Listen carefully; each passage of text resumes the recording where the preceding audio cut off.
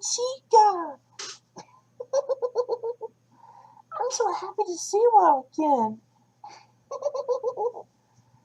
And today, I'm going to react to a different video today. And it's called How It's Made, Pencils. Well, I've seen a few YouTubers reacting to How It's Made videos. So I thought, hey, why not make it too? I want to do that too, you know? I got inspired by some of the YouTubers that I saw. So yeah. Now to start off, I'm going to react to the pencil one because John's going to start school soon. So yeah. Anyway, let's get right on to it, shall we? Let's do it!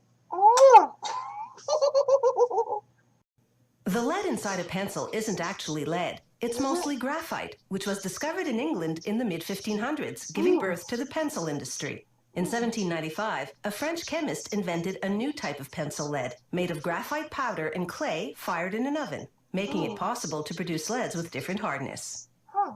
Sounds reasonable. For the pencil's body, you need a type of wood that's soft enough to sharpen, yet strong enough not to bend under the writer's hand pressure.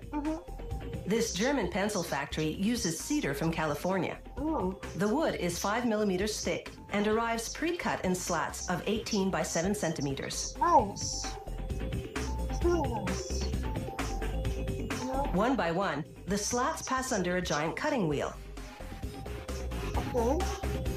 That sounds reasonable. It carves grooves that will become the channel down the middle that holds the lead. Okay. The next machine fills the grooves with glue, a special formulation that's slightly elastic. Wow. This cushions the lead so that it's less likely to break inside the channel. Okay. Every second slat moves on to another conveyor belt. The ones that stay on this line head toward the machine that lays in the lead. The lead is made of a graphite and clay mixture, baked in an oven at more than 800 degrees Celsius. The lead-laying machine's wheel loads itself with leads. Their spacing matches the grooves in the slats. It's the same process for colored pencils, only the leads are made of wax, clay, and pigments, with no baking required. Wow.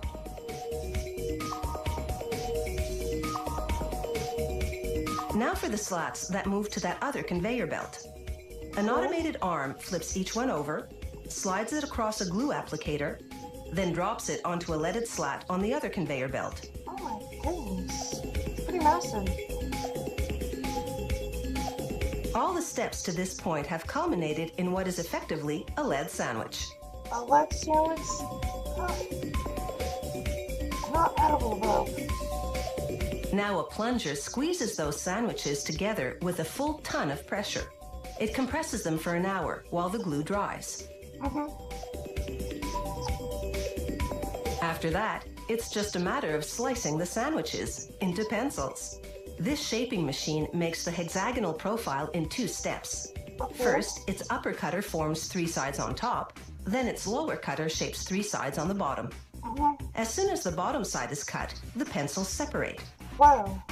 Nice. Make sure it cuts straight. At all costs. A worker pulls a sample pencil from each batch coming off the line and manually sharpens it to spot check lead quality. Then he applies force to the tip until it breaks. For a pencil to pass this strength test, it has to withstand at least 2 kilograms of force. Okay. Now it's time to dress that bare wood. One at a time, the pencils shoot through a device called a lacquering head. It coats the wood in paint, yellow in this case. It takes 4 coats of paint to completely hide the wood grain. A 5th lacquering head paints a black stripe, this company's trademark. Then a 6th head seals the paint job with a transparent lacquer. From the paint line, the pencils make their way to a stamping machine. At an astounding rate of 500 pencils a minute, the machine heat transfers foil lettering from a plastic film to the painted wood. Last stop, the rubber tip assembly machine. First, it squeezes the top of the pencil to slide on an aluminum ferrule. Then it inserts a rubber eraser into the ferrule's other end and squeezes that tight. Now that's reasonable, kids. European-style pencils have a painted cap instead, the color indicating how hard the lead is. After a coat of transparent sealer, the pencils take a series of dips in the first color, then once that dries, in the second color. The final coat is a high-gloss lacquer. Okay. The pencils are finally ready to roll across a grinding drum for sharpening. Oh, nice. I'm sure they're perfect. By the time they roll off, they're pointed perfection. Oh, amazing.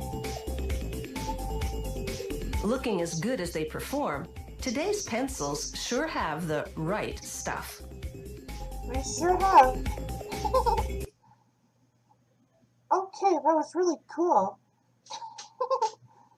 Now every single one of you know how pencils are made.